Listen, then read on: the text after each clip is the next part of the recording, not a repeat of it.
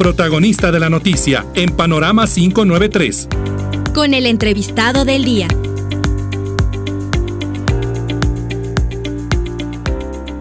La seguridad vial es una preocupación constante en nuestras ciudades. La Asociación de Peatones de Quito ha propuesto reformas al Código Orgánico Integral Penal para fortalecer las sanciones a conductas peligrosas en el tránsito. Para conocer más sobre estas propuestas, conversamos con el representante de esta asociación, Juan Pablo Rosales. Señor Rosales, muy buenos días. Gracias por estar con nosotros esta mañana aquí en Pública FM. Buenos días, es un gusto compartir con ustedes. Antes de entrar en sí a la propuesta, me gustaría conocer cuál es el diagnóstico que ustedes como asociación realizan de la situación de los peatones. ¿Qué lugar ocupamos los peatones en este ecosistema de tránsito, de la movilidad, y qué factores son aquellos que constituyen como las principales amenazas que tenemos los peatones? Bueno, en primer lugar, los peatones deberíamos ser los más protegidos en el sistema vial. Ocupamos el primer lugar en la pirámide de la movilidad, y esto es porque somos los más vulnerables. No tenemos un chasis que nos proteja, no tenemos un motor tan potente como el de los vehículos que puede mover toneladas de peso. Entonces esto nos vuelve muy vulnerables a los siniestros. En segundo lugar, en el diagnóstico que tenemos, no solo la Asociación de Peatones de Quito, nosotros estamos presentando esta reforma como parte de la coalición Movilidad Segura. Somos 66 organizaciones en todo el Ecuador que estamos trabajando en red y que hemos revisado estas propuestas, las hemos revisado en talleres con funcionarios públicos, con funcionarios de la función judicial, de los gobiernos locales, de la CTE, de la policía, todos los que tienen que ver con el tránsito. Con ellos hemos verificado estas reformas y el diagnóstico en el que nos basamos todos es que el Ecuador lastimosamente es el país con peor desempeño en toda Sudamérica en el tema de seguridad vial. Lastimosamente tenemos 11 fallecidos al día, son casi 4,000 personas las que mueren al año según el INEC. Los últimos datos que tenemos son del 2023, fallecieron 3,965 personas, y en el 2024, en el momento del siniestro, fallecieron 2,300 personas, alrededor de 1,600 más generalmente fallecen en las casas de salud en los días posteriores. Esto significa que por habitante, por cada 100,000 habitantes, somos el país de Sudamérica con mayor cantidad de fallecidos. Estos datos son de la Organización Mundial de la Salud, no son de ningún organismo nacional ni de la Asociación de Peatones. Son los datos que se conocen internacionalmente de nuestro país. Y aquí es donde entramos nosotros con la reforma para tratar de cambiar estos datos, porque sin duda la velocidad, y termino de responder tu pregunta, la velocidad es el factor que más nos afecta a los vulnerables y sin duda a los peatones. Cuando sufrimos un impacto mayor a una velocidad de 50 kilómetros por hora, ya tenemos muy pocas probabilidades de morir. Lastimosamente aquí en Quito, en nuestra ciudad, estamos viendo una epidemia de siniestros. Acaban de fallecer una madre y su niña impactados a gran velocidad en una de las carreteras por alguien que además había ingerido alcohol, y esas son las reformas que estamos planteando. En ese sentido, me gustaría conocer cómo se conecta esta realidad con las reformas que ustedes plantean. ¿Son reformas a qué artículos y qué establecerían? La primera reforma es al artículo 385, que es sobre la conducción en embriaguez. Aquí se ha normalizado, en nuestro país lastimosamente se ha normalizado mucho el manejar con altos niveles de alcohol, y eso no es posible hacerlo. No podemos sancionar con la máxima pena a las personas que han consumido 1.2 gramos de alcohol por litro de sangre. Eso significa haberse tomado una botella entera de whisky.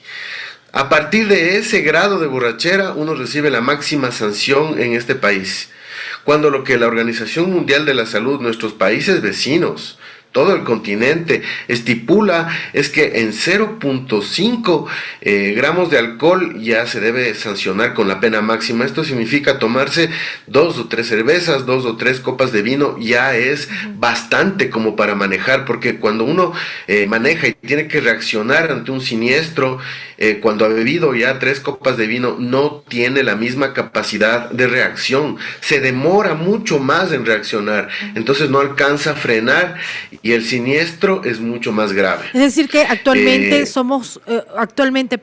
la legislación ecuatoriana es un poco muy permisiva, en lo que tiene que ver con el tema de conducir en estado de embriaguez. ¿Así ustedes han identificado? Creemos que sí es permisiva, porque como le decía, la sanción máxima recién se da a partir de este nivel. Y además hay otros 2 niveles de sanción, ¿no? El primero está de 0.3 a 0.8, el segundo de 0.8 a 0.2.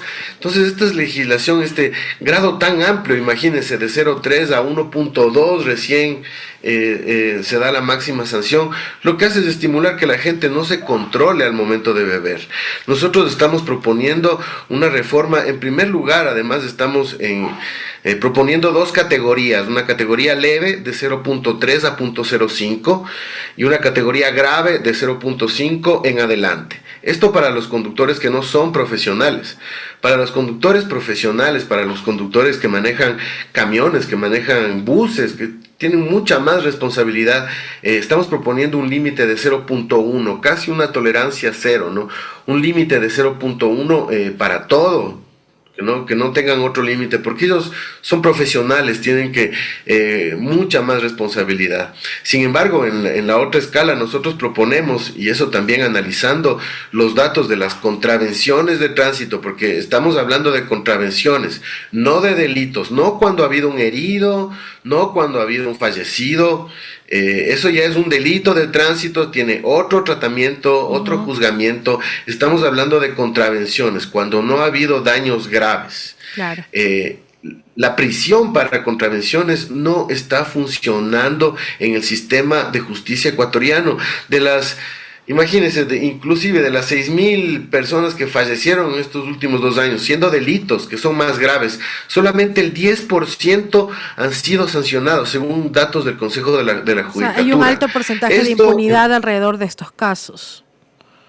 Sí, imagínense en las contravenciones, hay un alto grado de impunidad. ¿Qué estamos, por ejemplo, en el caso del alcohol, lo que pasa, ¿no? Se llenó el retén, ya no controlen más.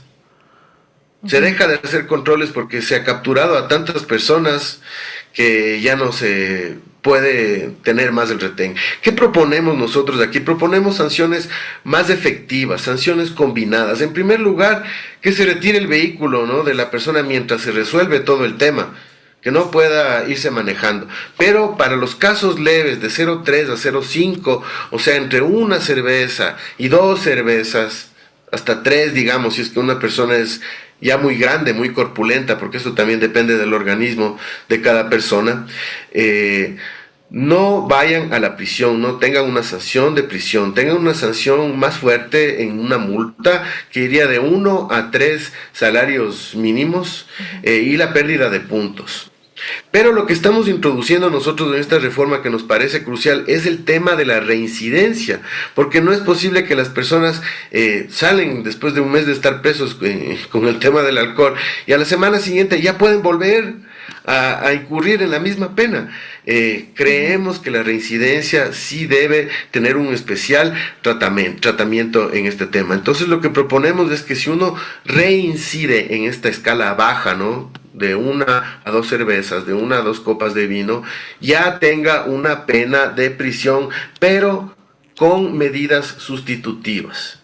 Es decir, que él pueda optarse por un proceso de capacitación, por un proceso de tratamiento en el tema del alcohol, que también es importante y no se contempla en las sanciones actuales, trabajo comunitario, o el retiro de la licencia. Todas estas medidas sustitutivas están contempladas en el mismo COIP, en el artículo 60. Juan Pablo, esto es lo que tiene que ver con el tema, esto es lo que tiene que ver con el tema de manejar en estado de embriaguez. Sin embargo, usted también citaba otras conductas que son necesarias sancionar con mayor severidad en el marco, pues, de estas reformas y también del diagnóstico que ya nos explicabas. Nos decía que uno también era el tema de la velocidad. No necesariamente una persona que va a exceso de velocidad está en estado de embriaguez. O sea, no, si bien, claro, claro, si es recurrente, no es necesariamente exclusivo que sea una persona que esté ebria quien maneje a altas velocidades. ¿Cómo mediante estas reformas también buscar sancionar con mayor severidad, o qué buscan ustedes respecto a estas otras conductas? Es más o menos lo mismo, introducir el tema de la reincidencia. Solo termino con el tema del alcohol, Perfecto. porque si es que es más grave, ya la multa es mayor, son 6 salarios vitales la multa. Y si ya imagínense, luego de que ha tenido que pagar una multa de $2,000, ha perdido 15 puntos de la licencia, quiere volver a reincidir, ahí sí ya existe una pena de prisión, ¿no? Si es que es más grave, la primera vez se puede optar por las medidas sustitutivas. La segunda vez, o sea, como último ratio, como dicen los abogados, o como última opción, ya se pone la pena de prisión. De igual forma, el tema de la velocidad, y aquí tomando en cuenta que lastimosamente esta mala conducta que tenemos como ciudadanos de no querer que nos controlen, cuando muy acertadamente el municipio de Quito, digo, hay que criticar cuando hay que criticar, pero también hay que aceptar los aciertos de las administraciones, logró reducir mediante operativos en contra de la velocidad, a la mitad de los siniestros en este mes que estuvo de prueba. Nos parece una muy buena prueba. Nosotros trabajamos con datos. A nosotros nos interesan los datos, ¿no? Nos parece que cuando se aplicaron estos controles de la velocidad, se redujeron los siniestros significativamente. Eso es lo que los datos nos muestran. Entonces, para la velocidad, lastimosamente, hubo mucha gente que se opuso a este tema, y la Corte Constitucional, recibiendo estas denuncias, falló diciendo que la prisión es muy severa para un caso de exceso de velocidad. Aquí en el exceso de velocidad también tenemos dos rangos, ¿no? Dentro de los rangos moderados y fuera de los rangos moderados. La prisión se contemplaba para fuera de los rangos moderados, también para dentro en menos días. Pero la Corte Constitucional ha fallado que la prisión ya no puede ser una sanción. Entonces, lo que estamos haciendo nosotros es acogiendo esta sentencia de la Corte Constitucional, más o menos haciendo lo mismo, ¿no?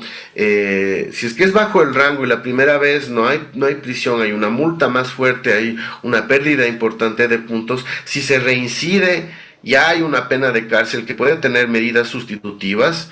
Y en la velocidad, si es que uno se va fuera del rango, imagínense el rango en la carretera hoy por hoy son 135 kilómetros por hora, es altísimo.